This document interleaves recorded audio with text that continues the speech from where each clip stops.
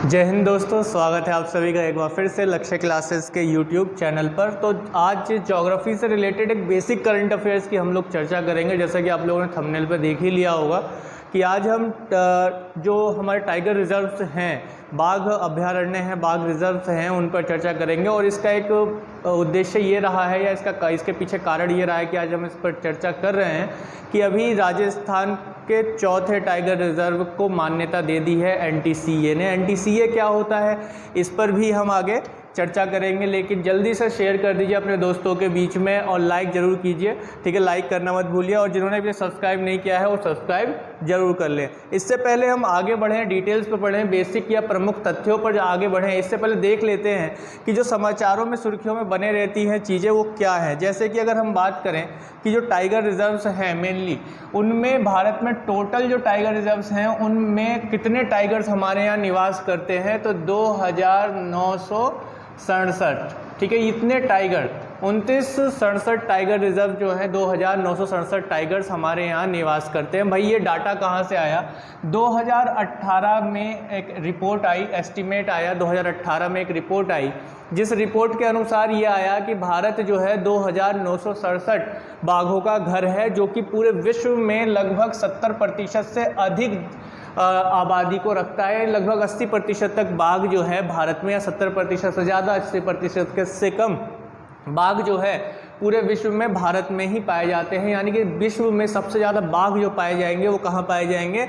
अपने प्यारे भारत देश में पाए जाएंगे। तो भारत में मुख्य रूप से बाघों की संख्या जो है वो कितनी है हमारी? 2967। तो इस पॉइंट को ध्यान रखना है क्योंकि क्वेश्चन बच्चों इससे बनने वाला है, बहुत अच्छा क्वेश्चन बनने वाला है।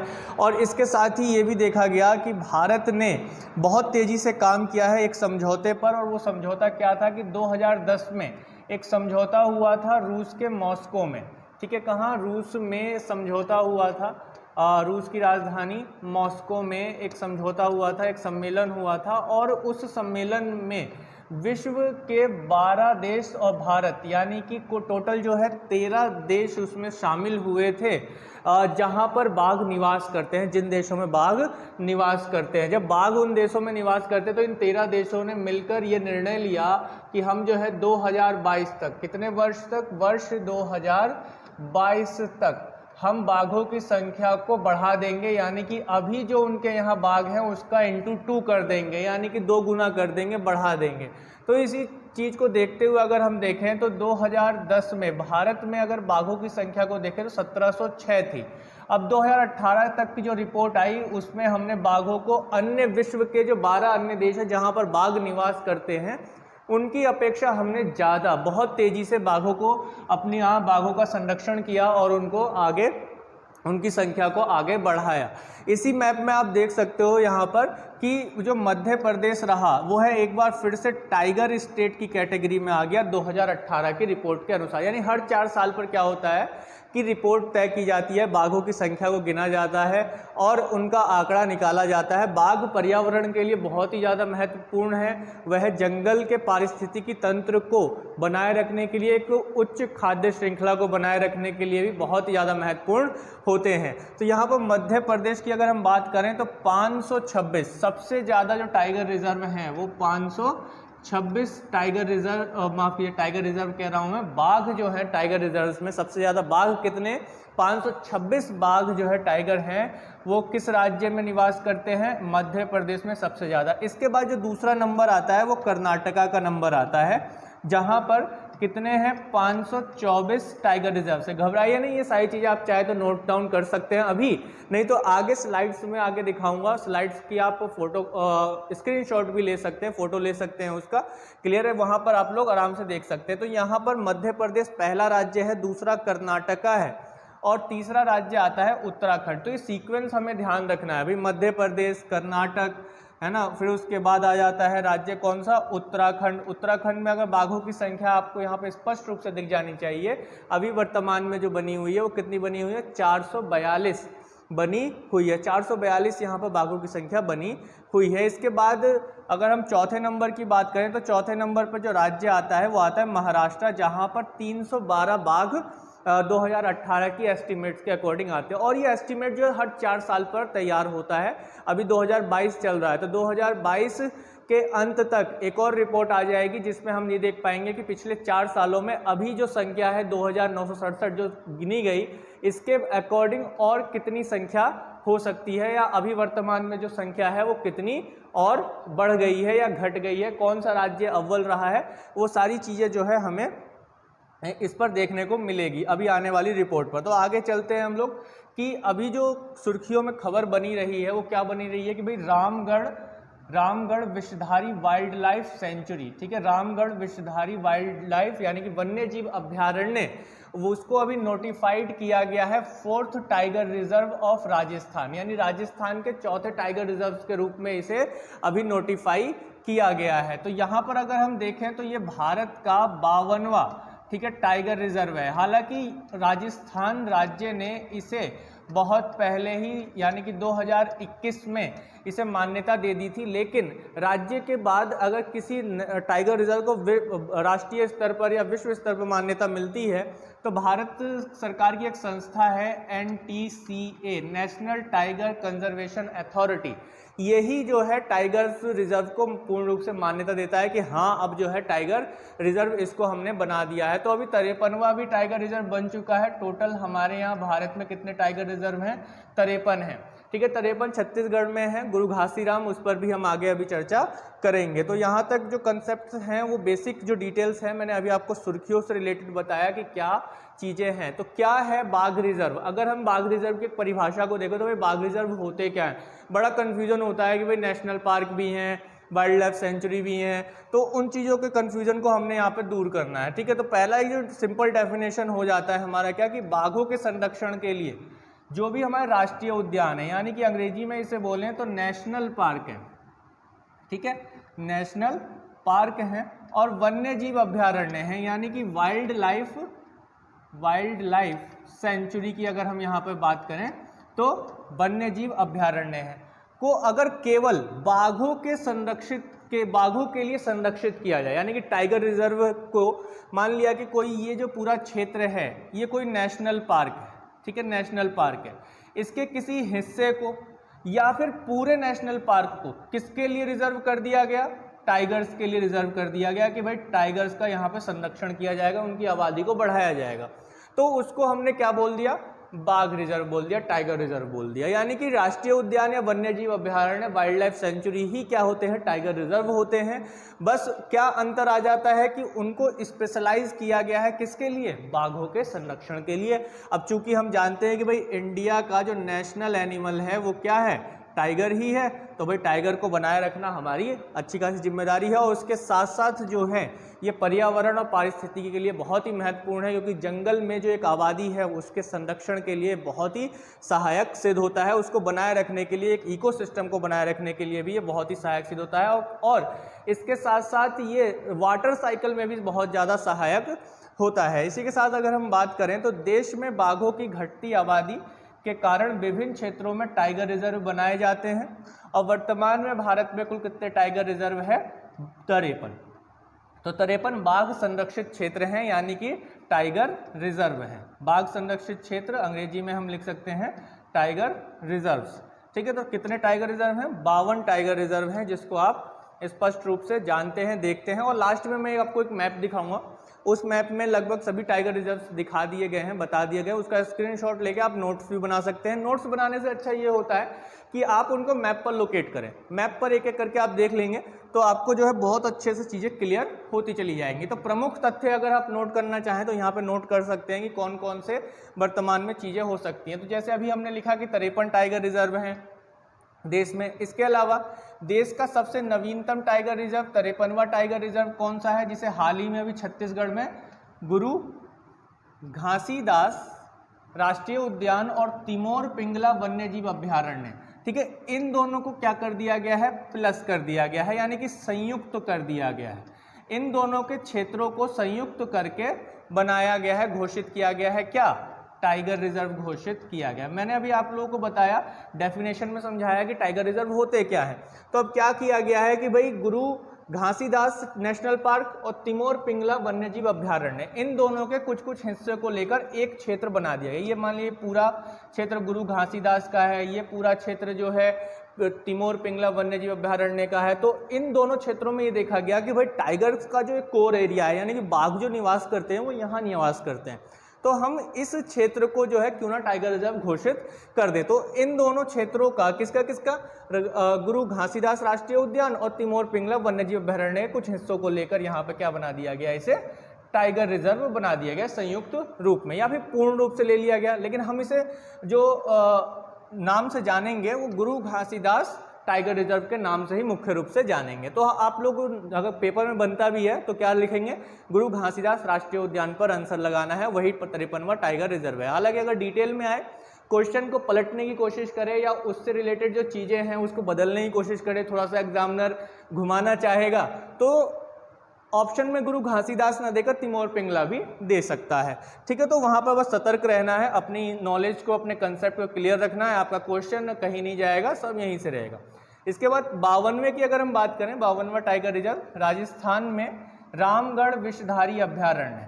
ठीक है, इसकी अभी हमने बात की, जिसे जो है राजस्थान सरकार ने 2021 में टाइगर रिजर्व के रूप में मान्यता दी। लेकिन अगर हम देखें 2022 में इसे किसने, NTCA ने मान्यता दे दी। जब NTCA ने मान्यता दे दी तो इसका मतलब ये होता है कि अब ये पूरे भारत में एक तरीके से प्रमुख रूप से किस रूप में घोषित हो जाता है, रामगढ़ विषधारी अभयारण्य के रूप में विकसित हो जाता है, या नाम इसका पड़ जाता है। इस संस्था का उद्देश्य ही होता है बाघों का संरक्षण करना। इसका निर्माण कैसे हुआ, क्या चीज़ें हैं, इस पर अभी हम आगे चर्चा करेंगे। तो यहाँ पर 53वां कौन सा है और 52वां कौन सा बना है, तो इस चीज़ पर हमें ध्यान देना है, नवीनतम। इसके बाद अगर हम बात करें पहले की कुछ और प्रमुख तथ्यों की, अगर हम यहाँ पर चर्चा करें तो भारत का पहला बाघ रिजर्व जो है वो जिम कॉर्बेट रहा है। क्या रहा है, जिम कॉर्बेट रहा है।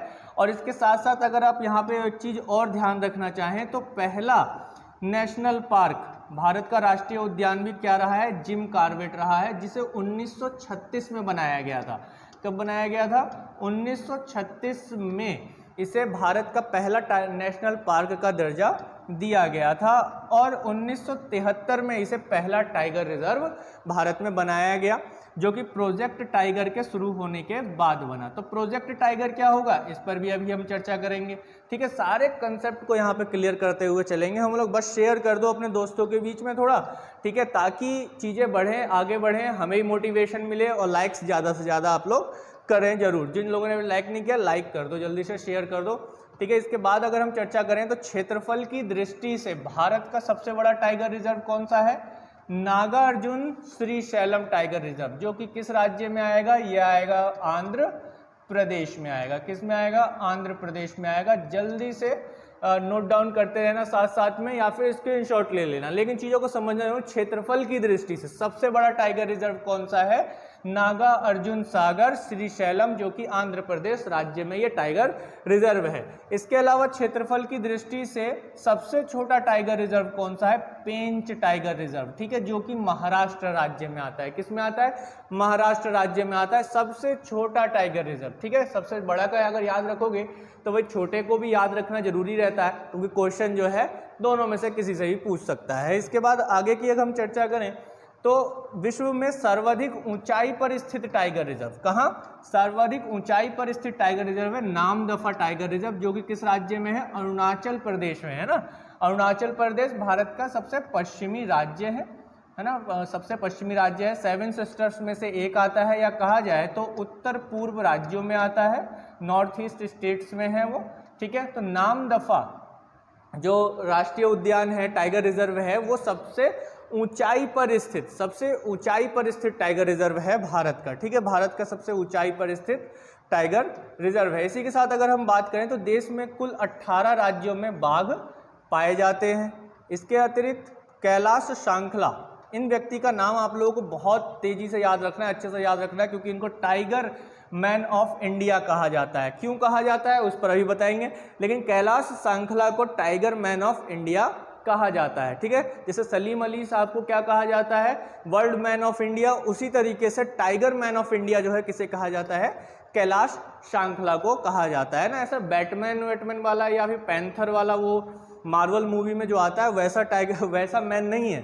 ठीक है, इन्होंने टाइगर्स के संरक्षण के लिए जो है बहुत ही महत्वपूर्ण कार्य किए हैं। बेसिकली राजस्थान राज्य से ये बिलोंग करते हैं। तो पूरे विश्व में सबसे अधिक बाघ किस देश में पाए जाएंगे?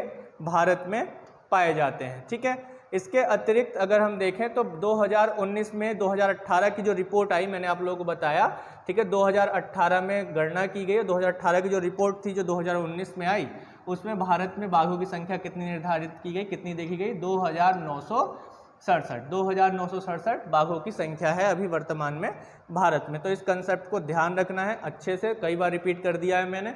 आगे बढ़ें तो भारत में सबसे अधिक 526 बाघ कहाँ हैं? मध्य प्रदेश में पाए जाते हैं, वही कंसेप्ट है। मध्य प्रदेश के बाद कर्नाटक में 524 बाघ पाए जाते हैं। अभी बताया मैंने पीछे, जल्दी से तो कमेंट बॉक्स में बता दो तीसरा और चौथा कौन सा राज्य है। ठीक है, जल्दी से कमेंट बॉक्स में आंसर दे दो। ठीक है, 29 जुलाई को, कब? 29 जुलाई को पूरे विश्व में विश्व बाघ दिवस मनाया जाता है। कब मनाया जाता है?